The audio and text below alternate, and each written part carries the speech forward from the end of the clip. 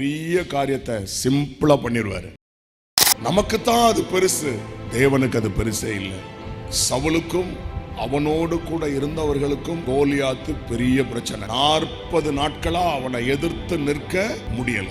ஆனா தாவீதுக்கு எப்படி அது ரொம்ப லகுவாயிற்று அப்படின்னா, இவங்க எல்லாரும் பார்க்காத ஒன்றை தாவீது பார்க்கும்படி கர்த்தர் செய்தார். இவர்கள் கையிலே பட்டயங்கள், ஆயுதங்கள், ஈட்டிகள் இருக்கிறது. இதை வைத்து அவனை ஜெயிக்க முடியாது. எப்படி தாவீது ஜெயித்தான்னா 2 விஷயம்தான். ஒன்று, அவன் நெற்றியில கொஞ்சோண்டு இடம் இருக்கிறத தாவீதுக்கு கர்த்தர் காண்பித்தார். இது யாருக்குமே தெரியாது. யாருக்கு காண்பிக்கப்பட்டது?